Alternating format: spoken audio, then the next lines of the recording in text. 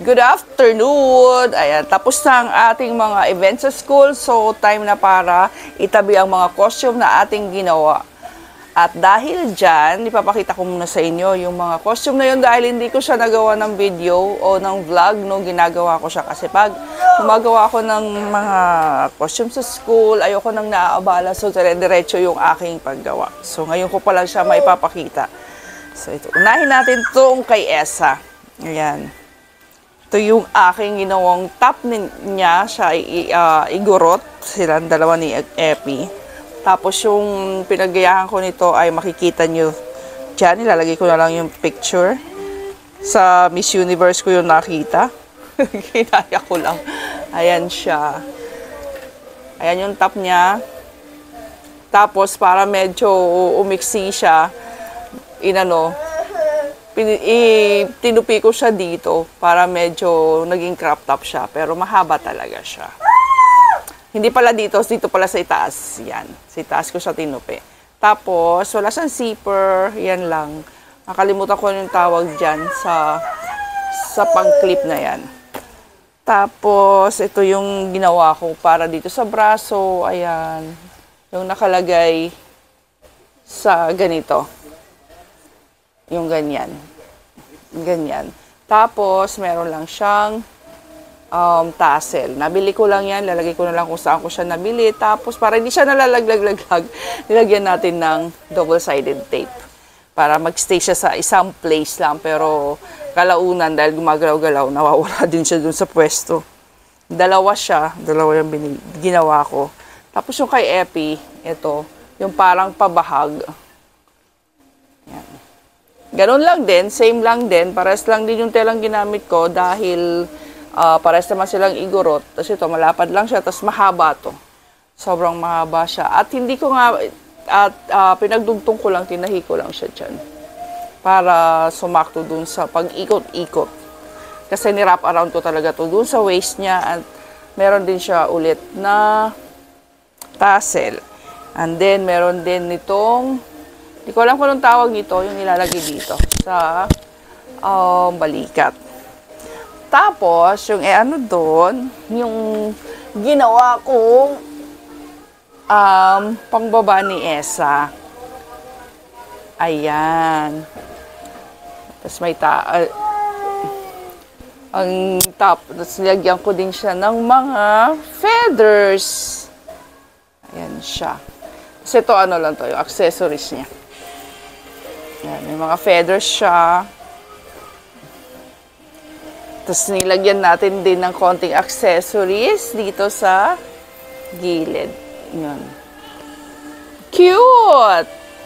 Tapos tatabi na natin kasi baka magamit pa natin siya sa mga susunod na event. Tapos yan, nilagyan ko lang din siya ng mga accent dito para complement lang dun sa mga blue-blue. Yan. Yan siya.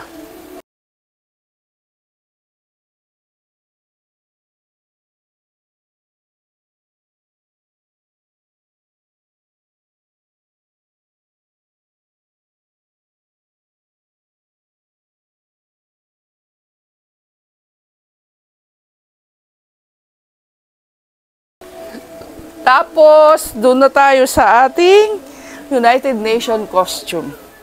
Yung United Nation costume ni Esa ay yung paltaas niya recycled. Sa atin niya pa to.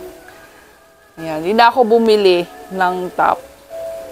Or hindi na ako basta yun, nag-recycle na lang ako. Naalala ko meron pala si Ate Sam ganito nung maliit pa siya. Eksakto. Naitabi ko pa. Hindi kasi ako mapagtapon ng mga gamit. So, ayan. Lagyan ko lang ng mga feathers dito para mag-complement dun sa pakpak niya. Tapos lagyan lang din dito. Tapos ayaw niya kasi ng pa-tube, natatakot siya baka malaglag. Nilagyan ko na lang siya ng strap. Tinahi ko na lang siya dyan. At ang pinaka talaga dito ay yung kay Epi. Ito talaga yung matrabaho. Ayan. Yung kanyang tawag dito Greatest Showman na costume. Ito Ako lang ang gumawa. Ako na naglagay ng mga button. Nakatahi siya. Tinahi ko siya dyan. Pero itong tawag dito, coat, hindi ko siya nagawa kasi medyo mahirap siya. Ayan, wala tayong makina. Kasi yan, meron lang siya dito sa likod na pleats. Ayan. Medyo nagkamali ito. Pagdating dito, inayos ko pa siya. Tapos, ayan, nilagyan natin ng, di ba, kay P.T. Barnum, yung makikita nyo yung kanyang damit, meron ding B. So, ginaya ko, nilagyan ko din ng B. Tapos, nilagyan natin ng mga ganito. Wala akong makita ng kagaya ng kanya. So, naghanap na lang ako kung anong pwede. Amazing, by the way. Ayan. Ano lang to? Pwede... Although it made me sweat. Tawag ito ay pinaplansya lang para dumikit. Pero hindi siya masyadong dumikit, kaya nilagyan ko pa din siya ng glue. Hindi pa rin dumikit. Ayan o, may natatanggal. So, tatabi na rin natin to. Tapos kung saan ko siya nabili, lalagay na lang natin dyan sa yellow basket. Ayan. Cute siya. Ayan. Tapos, ito yung kanyang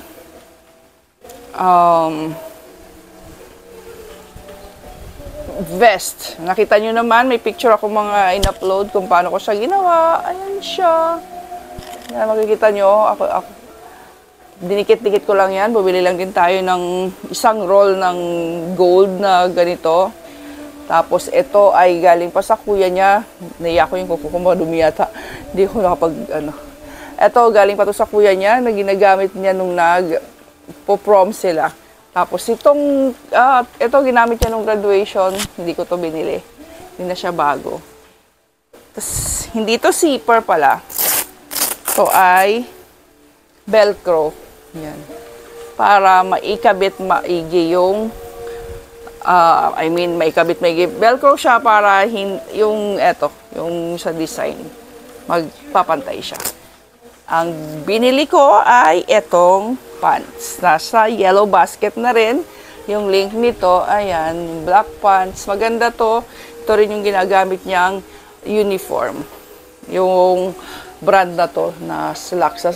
Nandyan na yan sa yellow basket. Yan siya. And of course, yung kanyang boots. Wait lang. Kukunin ko.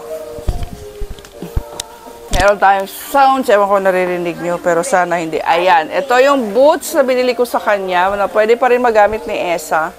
Size 36 yata. Ito nakalimutan ko na. And meron siyang zipper dito sa ilalim. Ay, sa ilalim sa likod. Ayan. Maganda siya. Pag nakuha nyo to, wala lang siyang lalagyan. Wala siyang box, saka plastic lang siya. Pero, okay naman. Maganda yung quality niya, malambot. And, ayan siya. Meron parang, nasa lining, pero parang tela yung loob. Magagamit ito ni Esa in the future. Kasi medyo malaki ito. Hindi pa kasya sa kanya. Ilalagay. Andiyan na rin yan sa ating basket yung link nito. Yan. Maganda siya, malambot. Hindi kayo paulit-ulit, hindi kayo magkakaroon ng tawag doon, paltos. Yan. And ano pa ba? Yung pinaka dito. Yung ni Esa, yung pakpak. Ayan! Ang pakpak! Ang ganda, diba? Itong mga feathers, dito ko lang din yan nabili. Andyan na rin sa link yung ating store kung saan siya. At sa kanila ko talaga binibili yung mga feathers mula pa nung linggo ng wika at saka nung nagkaroon ng United Nations. Maganda kasi yung quality ng mga feathers nila. Gusto ko siya. Tatabi na rin to. Tapos ito, ginawa lang to ni Daddy. Itong base. Ginamitan pa to guys ng ng mga tools niya dun sa labas.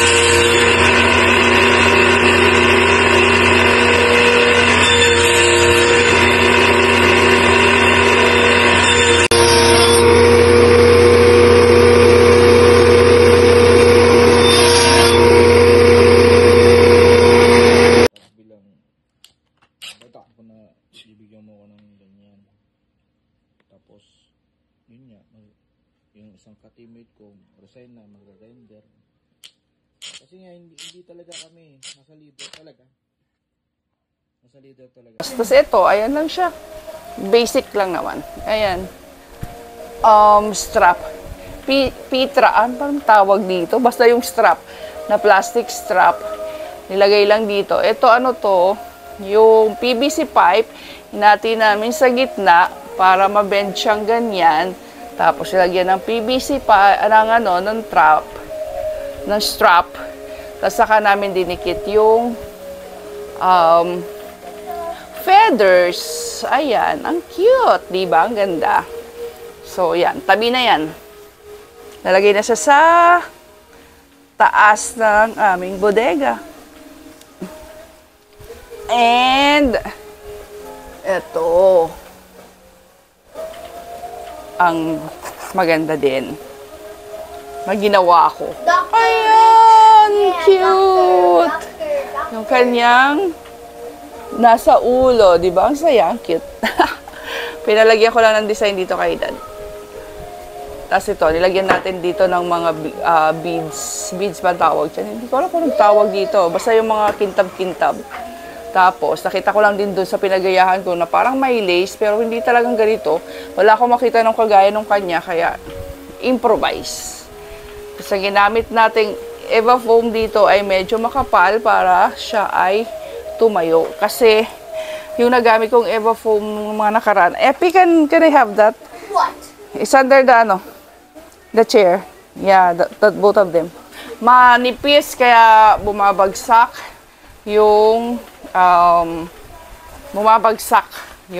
yung feathers. Hindi naman bumabagsak. Sorry, since Mom is kind of a sitting duck, I'll do stuff for her. Hindi bumabagsak. Nayuyupi kagaya nito. Kasi manipis lang yung Eva foam na ginamit ko. Ito, medyo makapal siya. Ayan, makapal. Kaya nakatayo talaga yung ating feather. So, ito yung isa. Ginamit ko dun sa kanilang linggo ng wika. Ayan. Cute, diba? Ang ganda. Dalawa sila. Ito kay Esa, ito yung kay Epi. Tapos ito yung sa braso, sa paa. Andito na lahat. Andito pa yung iba. So, ang dami nating itatabi. Tapos, ito pala yung kanyang magician's hat. Ayan, lalagay na lang natin dyan ang mga link. Ang ganda din ito, cute. Dumating ito ganito. At, ang ganda ng pagkakapak ni seller, hindi siya na pipi. Kaya, hindi na siya magagamit. Tabi na rin siya.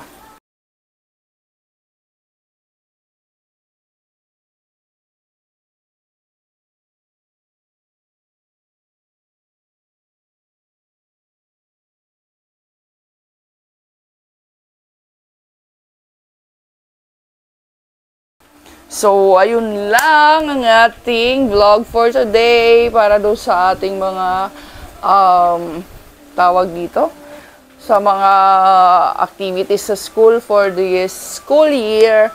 Ang susunod na activity ay Christmas party, family day, and Christmas party. Wala naman silang sa family day, color-coded shirt lang. Wala namang masyadong ganap. So, wala tayong gagawing mga DIYs. So, ayun na guys. See you again next year sa ating mga susunod na DIYs. Ay, meron pa pala. Kaso na andito, nilagyan ko na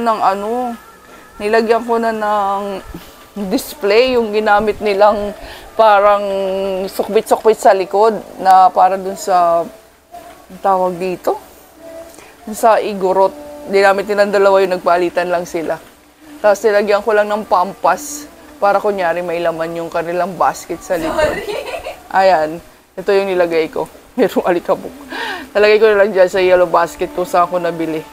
Ayan. Ang cute lang ng design. Nilalagay ko na lang yung parang picture. Kung kung saan ko ito ginamit. Tsaka yung DIY kong nakalagay sa likod nila. At balak ko itong ilagay sa Christmas tree. Parang ang cute niya, no? Ganun. So, Kanina pa ako nagpapaalam. This time, totoo na talaga to. Hanggang dito na lang. And see you again next time. Bye!